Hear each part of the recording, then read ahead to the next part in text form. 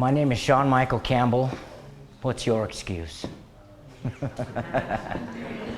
My earliest conscious memory was at the age of 2.5, and I remember laying in a hospital bed, watching my mother and my grandmother cry ferociously, because this doctor just told them that they were going to have to give this little baby boy insulin shots for the rest of his life. That he would be lucky to live to the age of 25. I'll be 41 this year. And that he would probably lose his legs, go blind, experience kidney failure, heart disease. And it was a pretty traumatic moment. I remember feeling incredibly defeated. I remember feeling conquered, and I remember feeling angry about this. Three major facets of diabetic thinking subconsciously. They also told my parents that I would go through this stage called diabetic denial. I mean, they were programming me for the issues right off the get-go. Defeat, control, anger, denial, and immediately addiction becomes a facet because your body becomes addicted to this foreign substance called insulin shots. And the mind does amazing things with its beliefs. So the journey continues. Incredibly angry child, very loved, very supported, feeling completely controlled, realizing that I'm trying to control everything, realizing that I have no control, thus feeding the anger. It's just snowballing into the experience of the life. So the journey continues, and when I was 24 years old, I went blind, literally within a month, completely blind.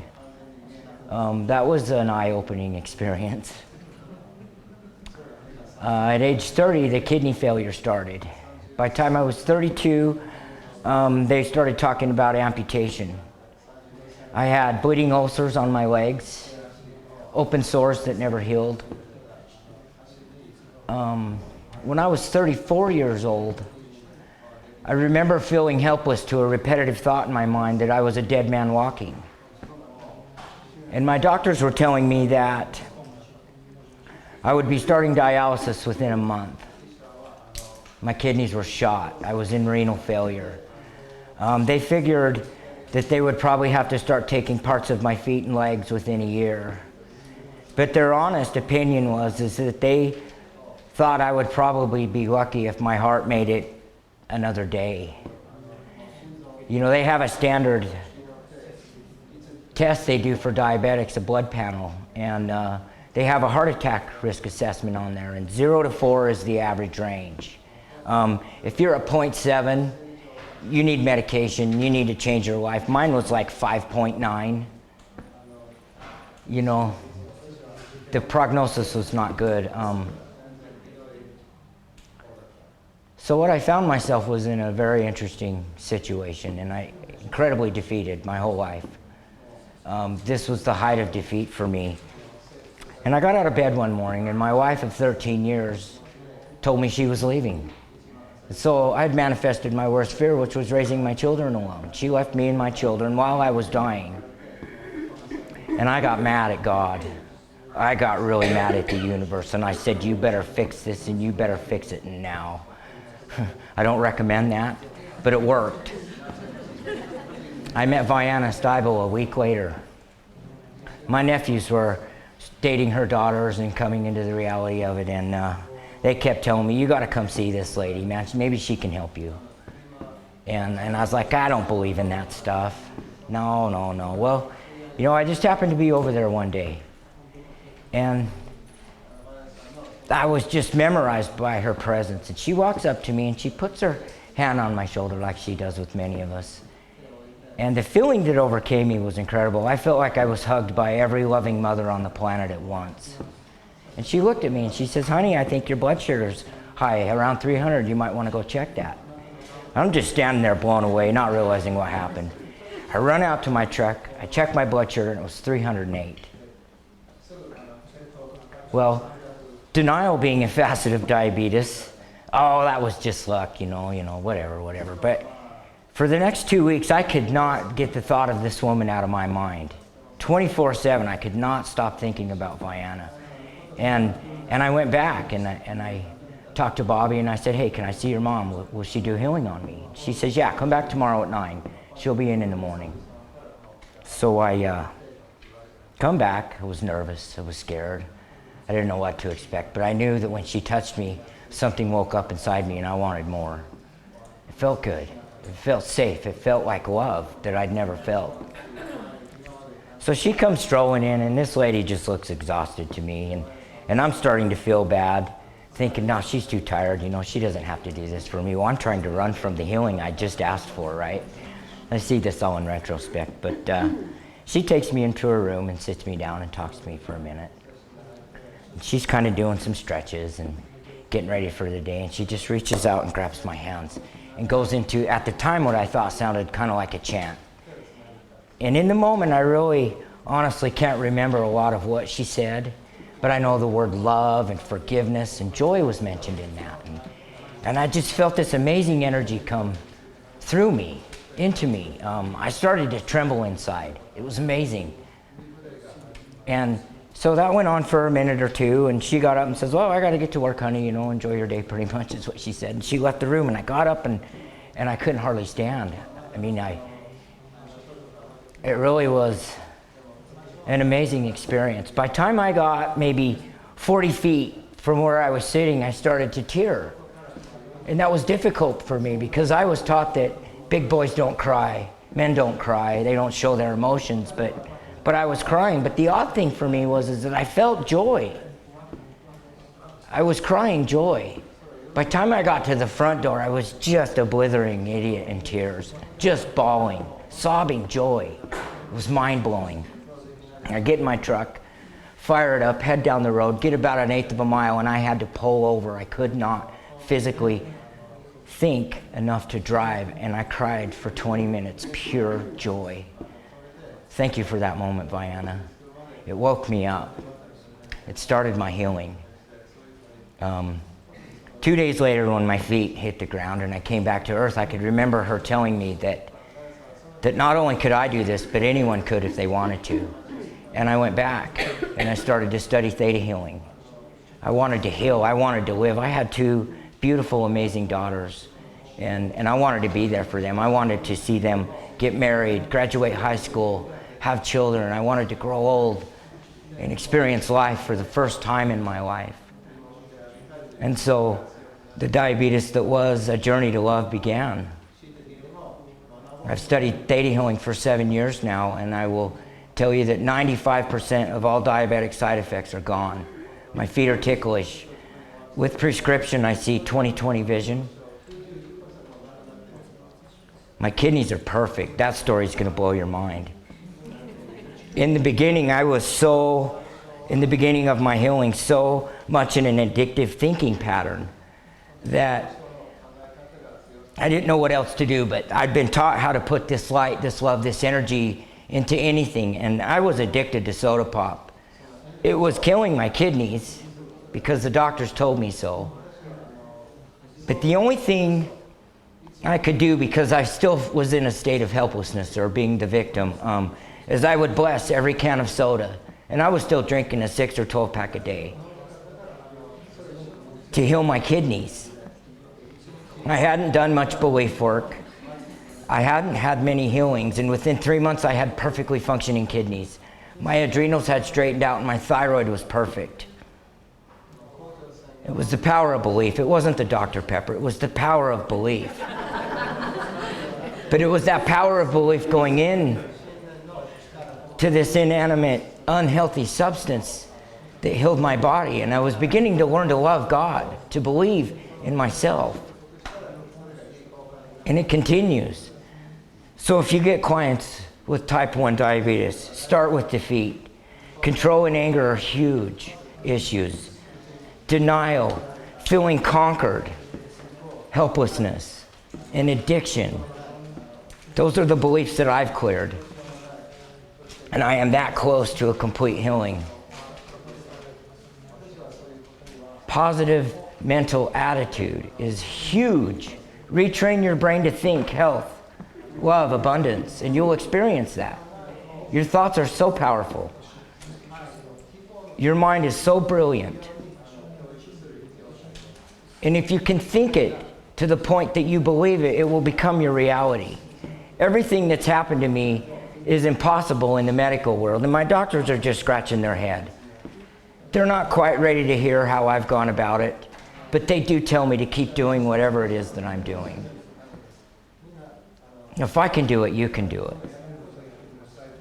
And if you can do it, you can teach your clients and your students to do it. There are, 70 people in this room, give or take? What we're doing here now is changing the world. What happens if you teach 70, and they teach 70, and the domino continues? So we can eradicate this disease of diabetes. We can help people be free from cancer, from lupus, from anything that ails you.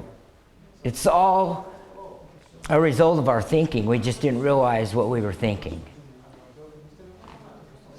So be honest with yourself. Begin to know who you are. Live a present life. Be present in the moment. You only truly ever live the now. Does tomorrow really ever come? It does on a calendar, it does on a clock, but is it not truly only and always right now? So worrying about yesterday or freaking out about next week really doesn't do you any good. It creates stress, and we're finding that stress can create all kinds of illness. What time is it? It's now. Where am I? I'm here. Who am I? I am this moment. It's really simple. Because if you can be present, you'll start to find the beauty that's in your life. And if you can acknowledge and have gratitude for what you have, what's in your immediate reality right now, the universe will bless you in abundance beyond your wildest dreams.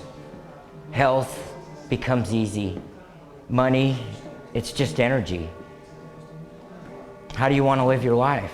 Change your thinking. Get to DNA 3 and realize the importance of I have plenty. And believe it, and then you will live it. And then it's easy to believe.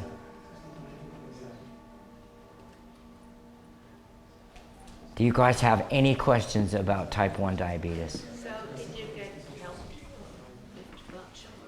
Oh, yeah. Yeah, my blood sugars are way better. I found that if I eat basically vegan, I don't take any insulin. I have personally found that wheat wreaks havoc in my body, so I don't eat much bread. But she's right. When you're in that full swing of diabetes, you crave sugar like you wouldn't believe.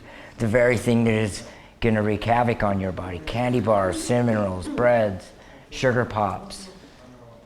And that's the victimization or the helplessness or the feeling conquered of diabetes. And so you just, the defeat kicks in, screw it, I'm going to eat it. This disease is going to kill me anyway, so I'm going to do what I want. Oh, there's the denial. And it just keeps feeding itself and growing until eventually you die from the disease. Or you meet an amazing, loving human being that never gave up on me, and I thank you for that. Because I know I've been difficult. But she taught me to never give up. So my question is, tell them what your medicine was, tell them what your medicine is. I used to take upwards of 100 to 110 units of insulin a day, and I now take about 12. I pretty much eat what I want. The amazing thing is, through the journey of love and joy, I started to nurture myself, and I don't want to eat pie anymore. I want to love myself with food. So that definitely has an effect. Now you're eating bananas. Yeah, but the endocrinologist will tell you that pineapple and fruit will raise your blood sugar and make you take a massive shot. I actually drink a shake every morning that's pineapple, apple, ginger, and carrot, which in the old days would have taken 15 or 20 unit shot, and it actually lowers my blood sugar. Yes, I do bless it. Interesting. So I thank you for your time. Did you tell them you are married? You have the love of your life? Oh, yeah. No, I didn't. Ah. That's part of the journey and joy. Do any of your kids have diabetes? Oh no. His was, when I heal my diabetes, I'll find my soulmate. And I said, I think you're trying to avoid finding your soulmate. I was scared of love. It had felt defeated my whole life, but I changed that. I created a list, 4 pages long. Universe, bring this relationship, this beautiful woman to me. And I used belief work to become the list. I met her 3.5 years later. You guys want to hear the really cool part? Her list matched mine verbatim. It was the same list. The law of attraction is real. And then what about, you have a child, you have a baby girl. Yes. A year before I met Donna, I realized how much I was complicating my life with manifesting. I realized that I truly could manifest with thought things into my life, and that I was really complicating it. And I had a moment with the Creator one day, and I said, I just want joy. I accept only joy in every facet of my life, in my work, in my relationships, and so on and so forth. Bring me joy. Well, when Donna and I met, we're pushing 40, and we had the talk, and we didn't want kids. We had 4 together. And we were doing everything according to the world to not have a baby. The Creator had a bigger plan for me, but I remembered that I surrendered what joy could be for me to God, and it brought me Vianna. And she has been the most incredible joy of my life. I'm old enough, wise enough, and alive enough to want to spend this time nurturing and growing something. See, when I was younger, I was caught up in what the world taught me a father was, and I missed all that. And I've been there every day with her. And honestly, that's the greatest gift of my life thus far, is that child. And it just continues. We're manifesting an amazing business. You know, I'm creating a ThetaHealing business. It's my passion. It's what I am born to do. It's why I came here, and I know that. And I'm like, Creator, just bring me a little honey. You know, we were struggling, so of course doing belief work all along the way, but you know, to my amazement, when I asked for honey as a metaphor, the universe stuck me in the beehive. But not just in the beehive, right next to the queen bee. And I am so grateful for that. The queen bee never stings. Did you know that? I couldn't ask for a more blessed life, but I will. Because the love that exists for me, because of me, from God, from that Creator, is infinite. So don't manifest for a little thing. Manifest for everything. You can have it. I'm living proof. Yeah. Thank you.